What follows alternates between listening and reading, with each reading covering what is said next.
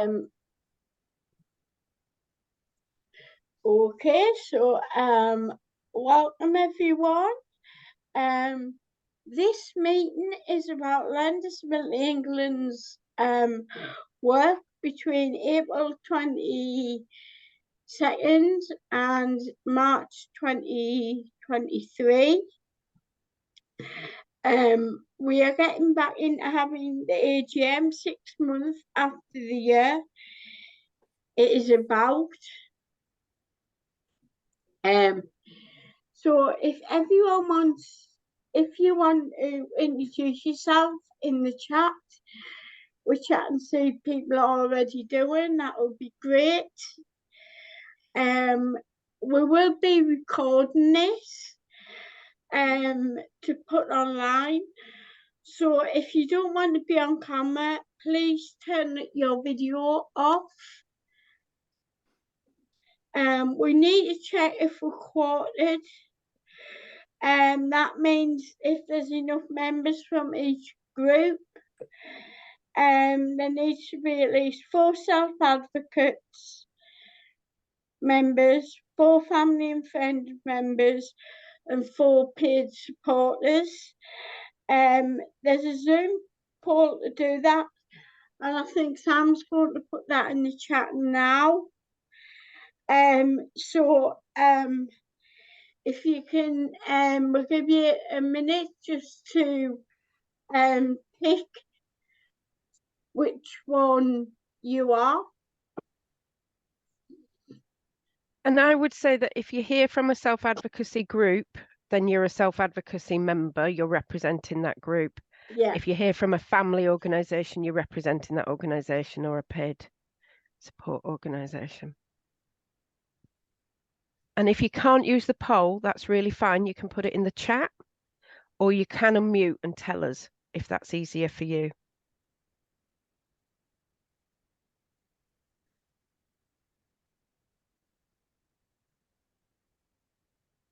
Most people had a chance to say what you want. Jo, did you want me to show on the screen? Yeah. Yeah. Can everybody see that? So we've got 6 people here who are self-advocate members or representing a self-advocacy organisation. We've got 5 people who are family or friend or family-led organisation members. And we've got 10 people who are here from paid support role organisations or professional bodies. And we've got 1 person who's not sure. There you go. Okay. So thank you for that. Is there any apologies, Sam? We've had apologies from Liz Tilley, Angela Catley, and Jack Marshall. Okay, thank you for that. So has everyone seen the minutes of the last members' general meeting in March 2023?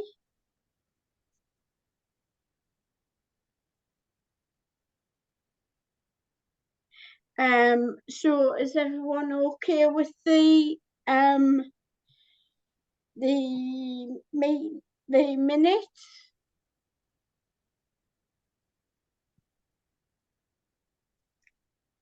Excellent.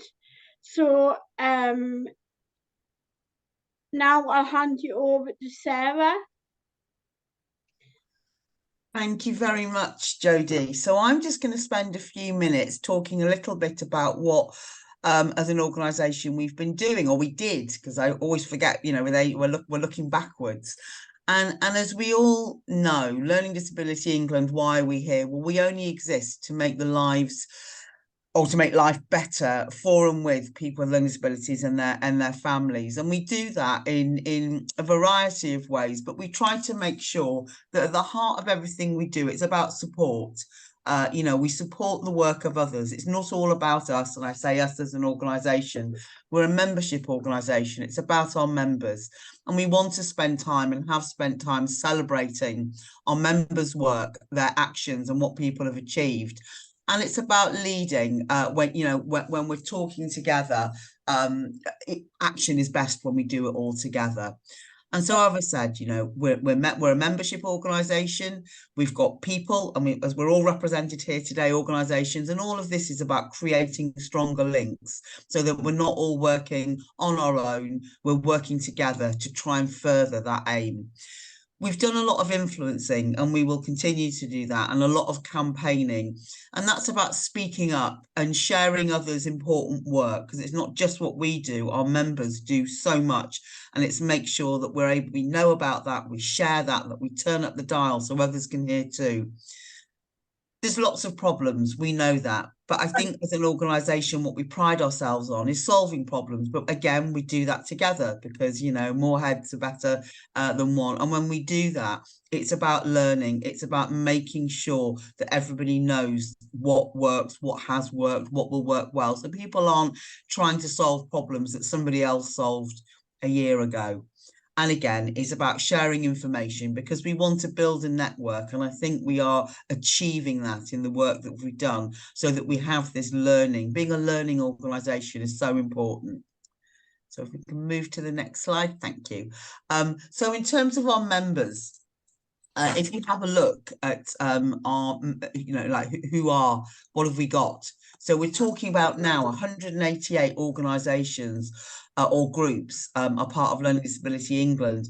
And you're going to hear a bit more about membership and how we're trying to grow that. But we've also got 537 individual members, and so again there'll be a plug later, but again it's not just for people who directly perhaps support or paid members or family members. You know, lots of our friends, you know, people that aren't connected to this work, if we've got time, tell them about what we do. And £12, you know, is not a lot, but what it will do in terms of spreading, you know, who we are, our reach across the country would be absolutely great. But it is about us working together to build a world where people with learning disabilities have got good lives. And we're going to hear more about good lives later, but with equal choices and opportunities, the same opportunities as others. Okay, so look at our next slide. So good lives, and we spoke at the conference last year a great deal. It was a big focus of good lives, what it's all about. And it's important to say that good lives doesn't belong to Learning Disability England. We are perhaps a facilitator, we brought people together, but the good lives as a piece of work belongs to everybody with a learning disability and their families and the organisations, all the people who helped us create that framework. So last year, we focused on members and partners and how they use the framework. And you'll hear a bit later from Marianne and James about what that looks like. Oh, can we just go, sorry. Again, it's really important wherever we can. We have tried this year to speak to government, to speak to policymakers, to say, don't create a new framework. Why don't you use this one? And actually, we're getting some traction. People are now starting to listen. And certainly with the CQC as well, they did a big piece of work around supported living. And we kept saying, please don't use something new. Use this. This is really, really helpful if you're trying to judge what does good look like. And again, with people and groups who have been, you know, using and supporting the framework. And what's been really critical is that, like I said, it is not just Learning Disability England. So the more people that use it, the more ideas that people have, and we can update and we can change that framework to make it stronger and stronger. Thank you, Rachel. Again, I talked earlier about the important work that we do in terms of bringing people together to act together. So this is thinking about our influencing and our challenges, and our challenges and campaigns. And so one thing that we've done, and this wasn't just we did it once because it became high priority. It's something that sits at the heart of what we do. It is challenging racism. And certainly our work in health inequalities. And that's been a very strong piece for LDE for a very, very long time. So you can see two of the projects there that we got involved in this year. We've got some partnerships that are very long-standing, the Valuing People Alliance. So we're one of 6 organisations, and that's part of the Health and Wellbeing Alliance. And we've worked for many years to support the NHS and government to reduce health inequalities in health and care. And we're really pleased that's going to continue for at least another year. We're moving into election year, as we know, but we are really delighted that that's going to continue. And we've also got partnerships and bringing together, so the JMS Trust, so we continue to host a worker and we collaborate. So people might not know who the JMS Trust are, but they are an organisation that supports disabled people and their families to set up their own supported living. And they can do that by offering information, by advice, by grants. There's a whole host of things, but having those links, keeping our work linked in to our partners across the country is something that we've, it's been a good year for us, and we will continue to do that. And the final piece from me is about sharing solutions. We are a membership organisation, our members, are where the ideas are. So when we get those ideas, we make sure we share them with everybody through newsletters, through network meetings. The amount of webinars and shared learning has been really outstanding last year. And that's a big thank you to our members and also to the team for bringing all of this together. Public events, webinar, all of those things have just been great. And again, we make sure that we get involved. When there's a consultation or a campaign, we think about it. And if we think it furthers our aims, we get behind it. We don't just sit on the sidelines, we get actively engaged. Thank you for all the blogs that the team, Gary, you've done loads of blogs this year, but also our members and videos. So again, things that we can share so people can hear and just understand all the work that we're doing that furthers our aims.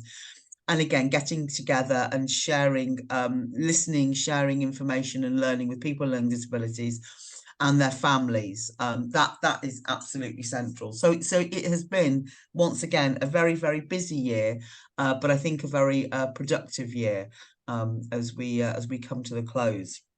So unless anyone has any questions, which I can't see anything at the moment, just slides, I'm going to pass over now to Lisa, who is going to take a look at our money and how we've been spending it in this past year. Thank you, Sarah. I can't see any hands for questions either, so I shall just crack on. So as Sarah said, I'm going to talk a little bit about the money. So as trustees, we've met and we've looked at the accounts, and we've also had an independent professional, an accountant, review our accounts, and they have told us that all the rules have been followed and we're happy with the accounts as they are to close the year off. So on the next slide, it talks a bit about, the next slide is going to come in a second, I'm sure. There we go.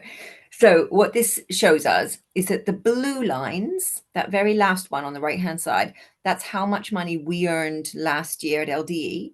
And the orange, the top bit, is how much money we spent. And that tells us that the total income, so the amount of money that came into LDE last year, was £357,000. And that money comes to us in a variety of different ways. So it came from grants, it came from membership payments. That's something we're working on a lot more this year, because we recognize that we are a much louder voice together when all of the different groups, self-advocates, families, family and friends, professionals, all come together. We're a much louder voice. So we really want to get more members into the organization. So we have a special committee set up to do that. So if you know anyone who might want to become a member, get them signed up. Other ways that money came in was through donations, and all the people who came to our conferences and our workshops. That's what makes up that £357,000. And on the next slide, it shows us how we spent that money. So the main things we spent our money on were staff costs, which is that whole big blue area that you can see on there. And the other one is the big gray area, which is all of the costs of doing the work that Sarah just spoke about. So all of those projects, they cost us money, and that cost all of the gray bit on there. The other two areas that you can see, the orange one and the yellow one, are the money that it costs to run the conference that hopefully many people came to last year, but also are coming to in 2024 as well, because that's a big part of our year and really exciting to see everyone. And the other bit is just the overhead costs. So it's the boring bit, really. It's the stuff that we need to do in order to make all the rest happen. But mainly, we spent our money on staff costs and all the projects. The next slide is about, we have a policy that means we have to keep some money in the bank just in case we need to spend money on something that's a little bit unexpected. And all of the money that we spent last year and all of the money that came in means that we had left £165,000. And our policy is that we need 6 months of running costs, mainly for our staff costs, in the bank, so that we could pay things in case things go a little wrong or something happens that we don't expect to. And so we're still in line with that policy. And that is all I'm going to say on the accounts. You'll be pleased to know. Oh, Sarah, you're on mute. Thank you, Lisa. Thank you for taking us through that. So I just need to quickly ask all the members who are here today if you're happy to accept the report from the trustees on our accounts. And again, I don't know, Sam, if you can see hands, because I can only see.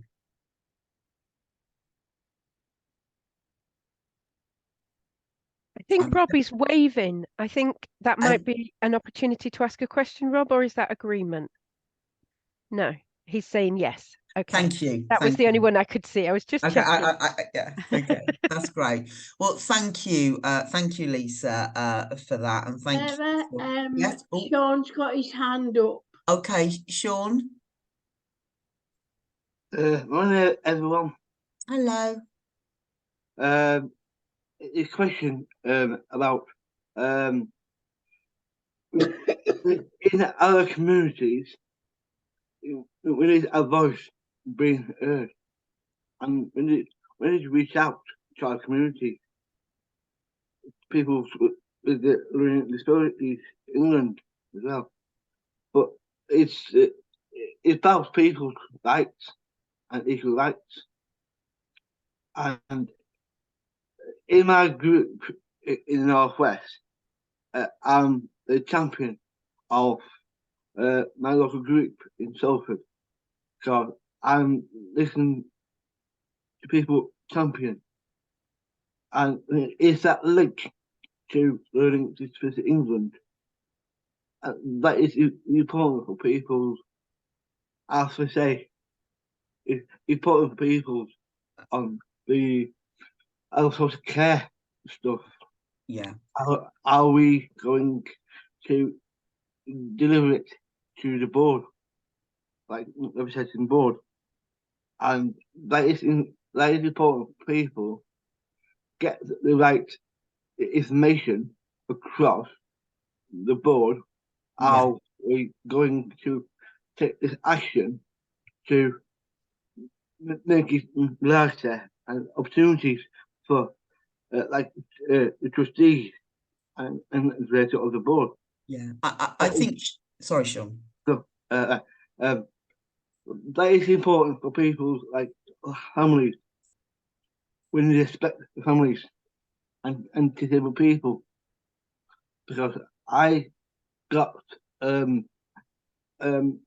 group called Coalition Disabled People Group. I'm part of that group, and we need to deliver that in a way of challenging. I've done.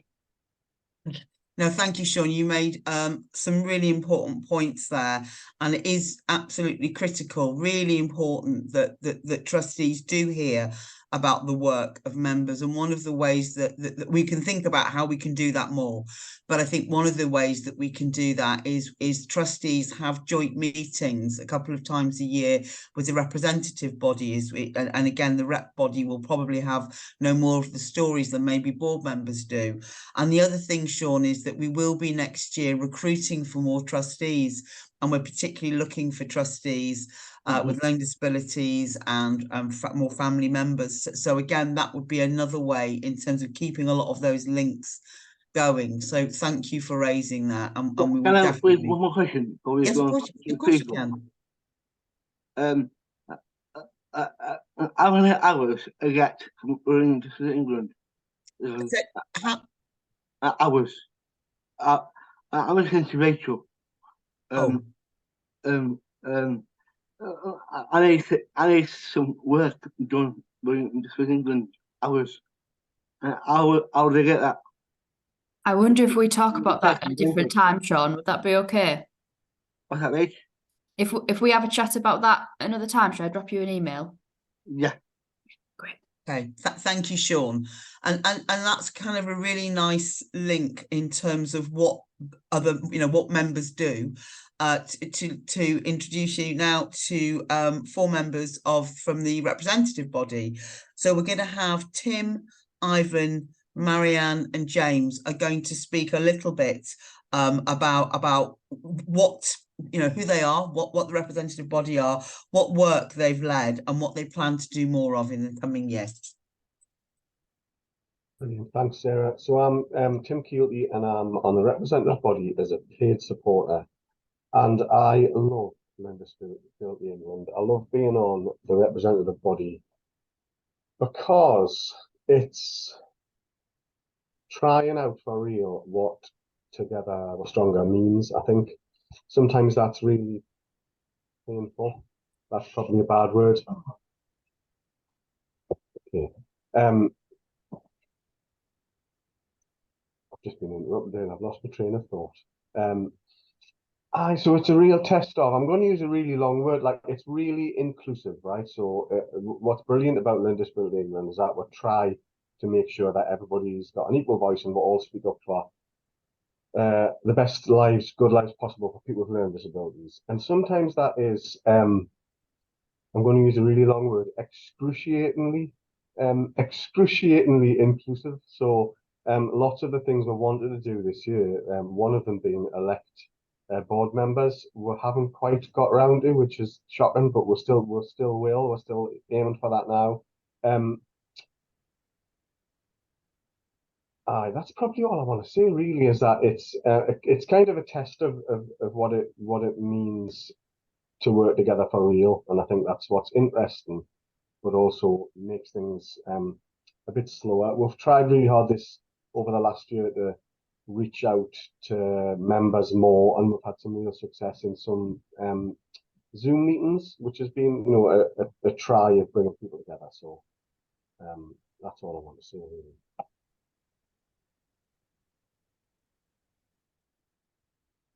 Okay. So hello, my name's Ivan and I'm a Friends and Family representative. We've mentioned lots of work undertaken across Learning Disability England, and so I'd just like to mention work of elected member representatives who volunteer their time to represent members and Learning Disability England.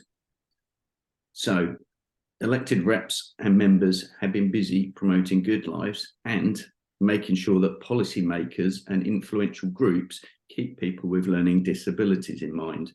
So I'd like to give you a little selection and name a few people that have been busy doing some of these things. Okay, so Mary is the rep body link to the all-party parliamentary group for social care and is an active member of the Lived Experience group. Marianne, Phil, Scott and Angela represented members at the launch of the social care report by the Archbishops of Canterbury and York. The report is called the Archbishop's Report on Social Care. No, I've got that wrong. It is called the Care and Support Reimagined, a National Care Covenant for England. They've also spoken at conferences on members' work and good lives. Alison is a Learning Disability England member. She regularly attends the Continuing Healthcare Advisory Board and provides updates to Learning Disability England, which is a really important link. And Scott has represented Learning Disability England members at the National Mental Capacity Act Forum. Again, really important work.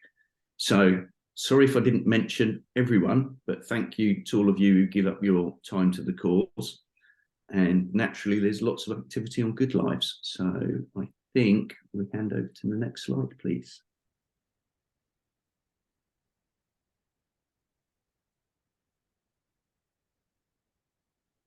That's me. Sorry, that's me again. Sorry. The most visible thing that Learning Disability England does, and the most exciting thing of the year, is the highlight of my year is the conference. And last year we had 3 conferences. 440 people came I had the pleasure of co-chairing the event in York with Phil Huggy, which was like a beautifully chaotic day with loads of energy and kind of probably one of the first post-COVID things where there was a huge group of people together that I went to anyway, a huge group of people together, some really inspiring talks and speakers, and just a really concrete example of what it looks like when people work together. So if you look around the room in York, because the only one I went to, it was a fantastic mix of people who all care about the same thing and we're all really committed to making that happen. And obviously we've got conferences booked this year as well, which will be brilliant to see people at as well. And that's all I want to say about that.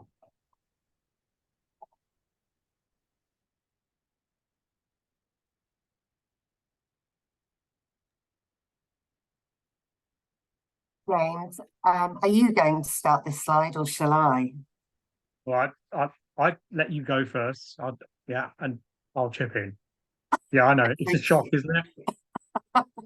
Hello, everyone. I'm Marianne. I'm also a paid supporter rep member. And together, James and I are just going to talk through some of the work that's taken place this year in relation to our Good Lives actions.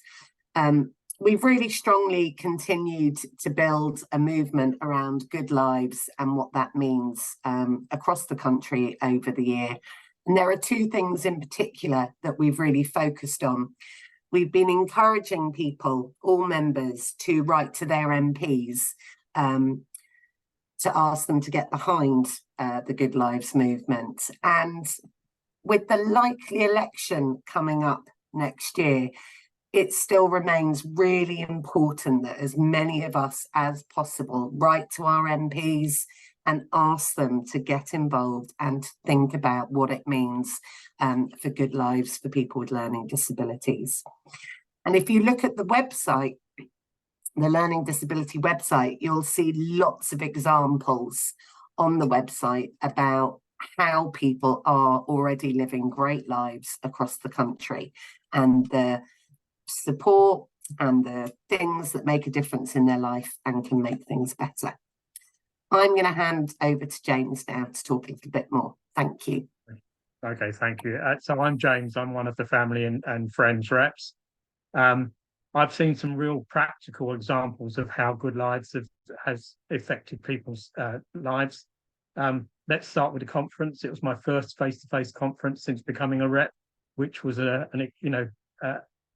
it was a brilliant experience. I saw how Together Matters have developed some decision-making tools for people with learning disabilities. And what I've been doing as a rep is I've been going around sharing those with professionals and families throughout my work. So I sit on CTR panels. I'm on the NHS LD and Autism, Learning Disability and Autism Advisory Group, and through my social media contacts. And actually, I've seen practical examples of where those tools that Together Matters developed as part of the Good Lives framework, professionals have been using that as part of discharge for people in hospitals. And it's just fantastic to see how people have been engaged in helping them make their decisions to make their lives much better.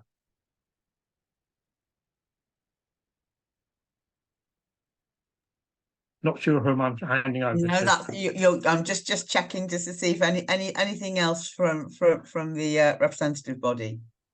I think that's a no. So thank you very much for taking us through the work, who you are and the work that you've been doing. We're going to move on now to the appointment of our auditors. And for this section, I think this is to you, Jan, who's one of our trustees.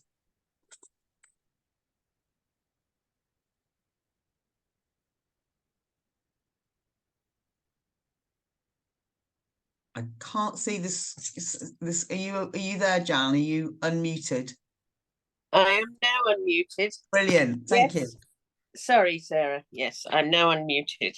So this is for the AGM to approve that we will continue with Polkadot and Ellis to examine our accounts and make sure we're doing a good of the money and we're not doing anything we shouldn't. So that's the proposal. Any comments from anybody?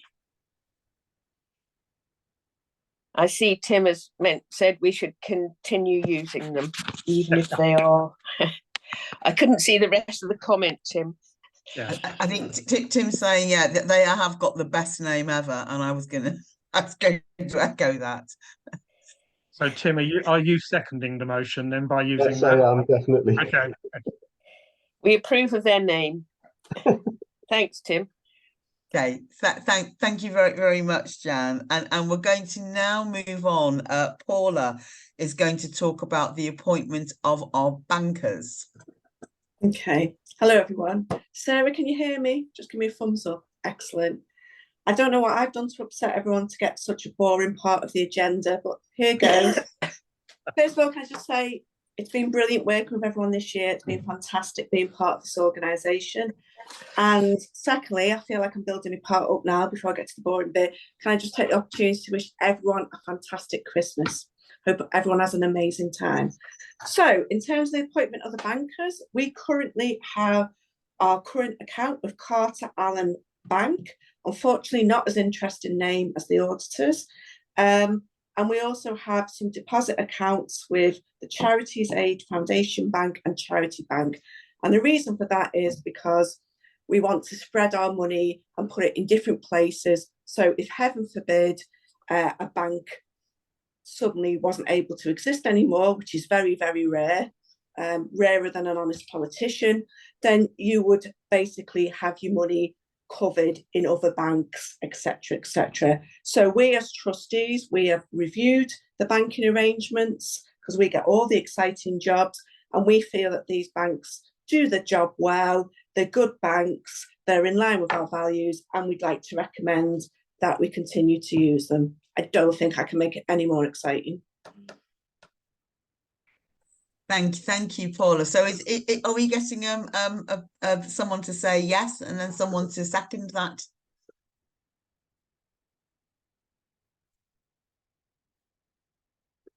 I'm happy to sort of say yes, Paula, if somebody else is happy as well. Yeah, I've got my thumbs up. Brilliant. Okay, thank you. Okay, thank you very much. Thank you for doing that, Paula.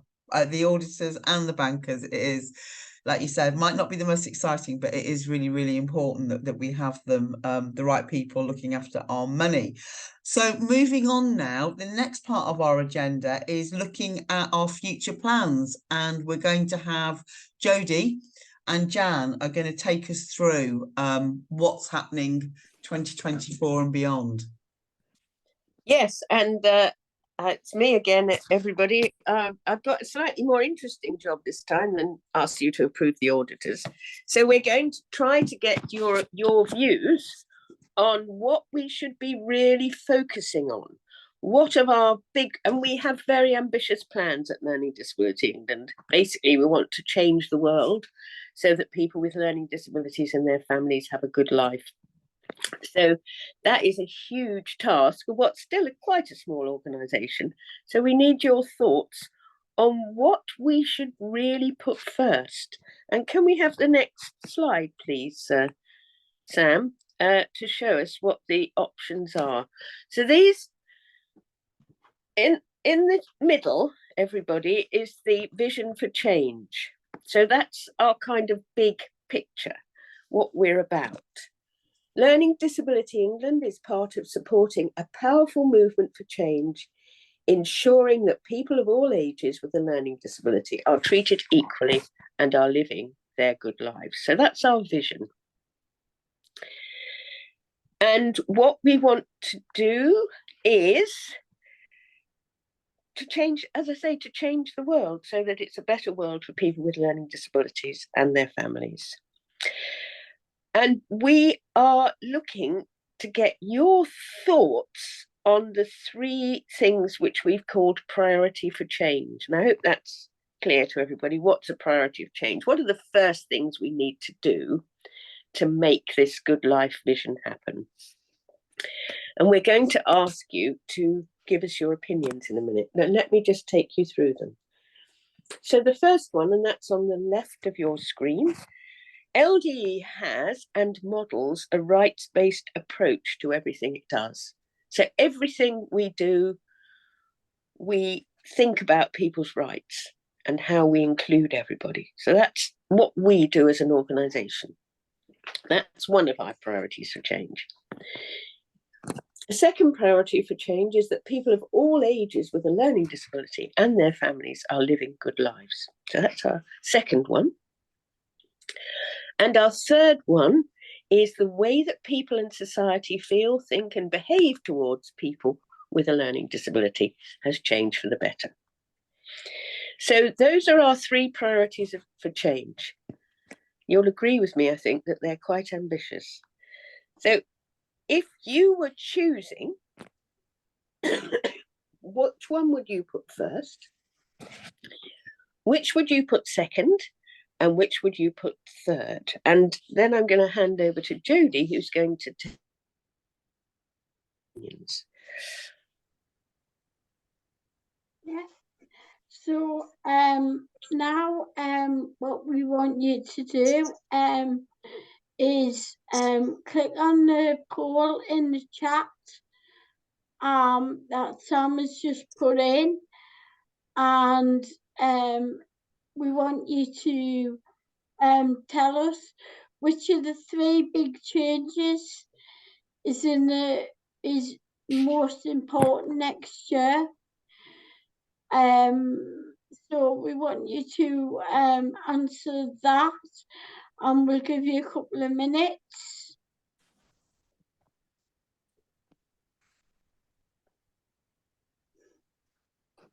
And as it says, of course, you can type in the chat, or if you need to, you can unmute. We didn't think everybody would get a chance to talk. Sam, can I just ask, when I click on the button, nothing happens? Yeah. Ah, that's strange. And this worked earlier. It's what's happened. It hasn't come up as the poll. It's come up as your slide. It's in the. Do we go into the chat? Yeah, the link's in the chat. The link's in the chat. Now it works. Sorry about that. We like to do this to keep us all on our toes. Tanya, can you click on the link? Does it work, or do you want to tell us what you think by unmuting? What do you think? What? I've just gone off something because I don't know what I've done. Has it worked? We know it doesn't work for everybody. Yeah, it works now. Okay.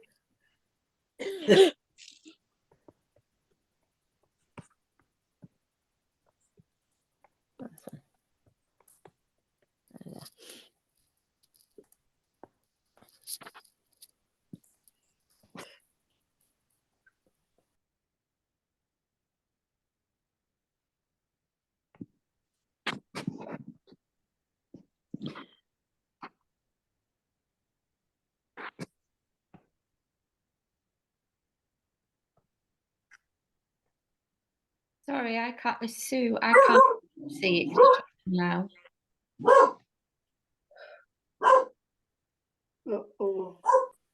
Somebody's dog's angry.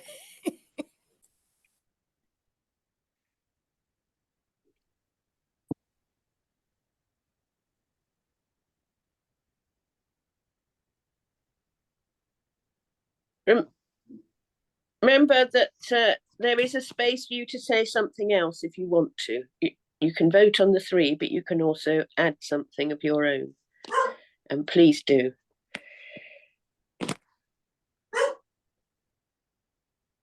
Sean, I can see your hand up. Do you want to unmute? Do you want to say something? Yeah, I do, Cam. One of the priorities for next year, 2024, is a spokesperson role. Say that again for me. Next year, 3 priorities in 2024. These priorities. Yeah. Well, they're like the big priorities, and we'll have lots of like targets underneath them. Does that make sense? Yeah. So I guess you know, do we start by thinking about how people think about people, like attitude? Do we do that first? Is that the most important? Or do we focus on rights first? Or do we focus on like all those bits that are part of Good Lives that we've been working on for a bit? And I guess that's the bit we're trying to get our heads around, the trustees and the rep body. Or I think we need friendships and relationships. Friendships and relationships, yeah. I'm done. Yeah, and I see that in the chat. Rob has said he doesn't want to be awkward, but he can't prioritize one over the other. They're all linked. It's really lovely to have you join us today, Rob, and make that very important point. And I've never seen it as awkward in all the years you were a rep body member. It's a good point. I mean, can I just say why? I think it's because rather than it's difficult to decide between them, I actually don't think you can do one without the other. I think that people in the world at the moment are treating other people horribly because people are having their rights denied. People are having their rights denied because it's thought okay to treat people horribly. And people with learning disabilities are not getting good lives because rights are being denied and people are being treated horribly. So it seems to me you've got to address the rights to get lives better, and so that people are treated better. You've got to treat people better so that people realise the rights are needed, and so on. Does that make some sense? It just seems to me you can't prioritise one over the other.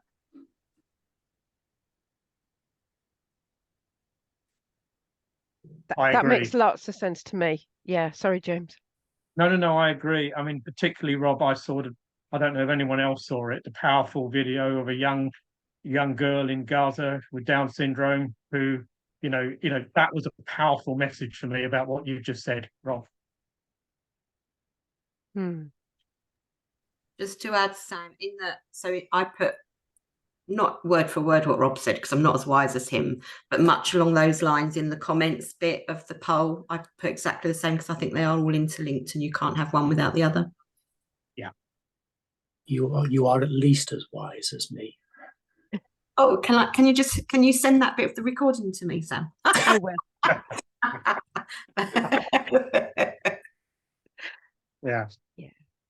Yeah. I think the reality is we'll kind of stumble on trying to do all three anyway, won't we? So it's not like we're going to forget one of them. we're going to try and get there. Can I just say, going back to what Rob and Wendy was saying, we've got an opportunity. I'll put that in my comments. We've got an opportunity with an election coming up about trying to get people with learning disabilities, their families and friends high up on the agenda for the politicians.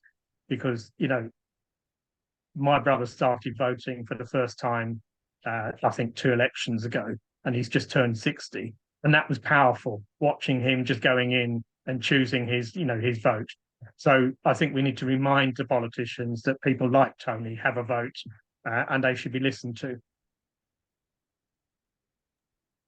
I was trying to find my hand up button, but I couldn't see it. So I wonder, is there something that as an organisation, LDE actually say that actually you can't put one of these above the other because they're all, it's because that's quite a powerful statement to say. If, well, exactly what Rob was saying, if you don't adhere to people's rights, then they're not going to have a good life if we treat people badly. So it could be quite a strong statement if you just literally took out what Rob said.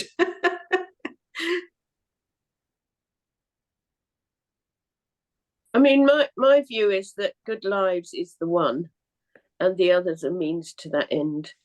The others are some of the ways that you can begin to get there, I think. But there are a lot more ways. So maybe that's the job we have to work on now. What are the others? And how do we do them? I very much agree, Jan, with what you just said about, Good Lives being the result of some of the other 2 points. But I guess my thinking is that you can't prioritize doing them because you have to be doing the Good Lives to show what in reality giving people rights and treating them well looks like and what the consequences of not doing them looks like, which is why I couldn't prioritise. I thought you have to be doing that one in order to be campaigning, for want of a better word, on the others.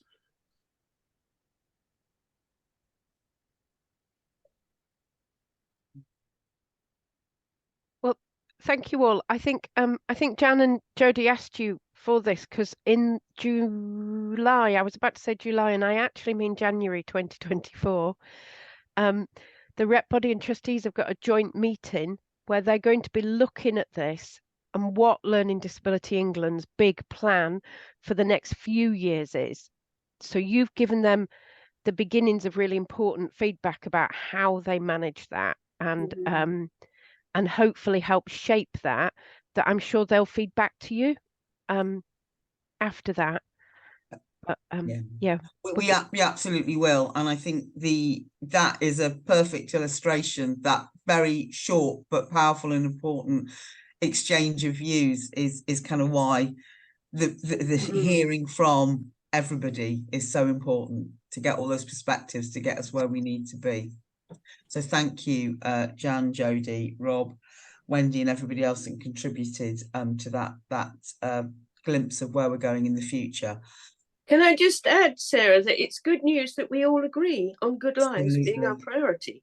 Yes. I think that is quite an achievement, actually. It is. Yeah, absolutely right. Good point. So it now hands back to, I think, Jodie, who opened our meeting, to take us through the last bit. So, Sarah, I think, is there any other business? Yeah, Sean? I'm involved campaign work, because campaign is my best campaign is the best one ever, because in Learning Disability England, I need some work doing on campaign, because I campaign a lot of groups in the Northwest and in GM and naturally as well, because I need to get that voice going, and we need a power of people's power of freedom, and we need that education. No, not education. The health social care workforce get in touch with Learning Disability England. Are we going to plan our strategy plan? Are we going to challenge the Learning Disability Representation body? And that is about important people. There is have opportunities to can help each other in Learning Disability England. We are a family. I'm done. Okay, thank you, Sean. Thank you for that. Jodie, I'm sorry to interrupt you. Could I just say something? Yeah, of course you can. It's not really any other business, but I just wanted to say thank you to the trustees and the rep body for all that they do. And can I just say, as a family-led organisation, the newsletters that come out are really, really helpful. They give us lots of links and they give us lots of information that we then share to our families. So I just wanted to say thank you for that. Thank you. Any other business? Okay, so thank you for all your support this year, and hope to see you in person at one of our conferences, either in London, Leeds, London, or online. And I think all that's left to say is Happy Christmas and a Happy New Year, and we will see you in the new year. And thank you for attending today. Thank you very much, everyone. Jodie. Happy Christmas. Happy Christmas. Bye, everyone. Well done. Bye-bye. Happy Christmas to everyone on the representative body. And thank you for having me on the team. Thank you. Okay, you, Sean. thank you. Thanks, Sean. Cheers. Bye bye. Bye bye.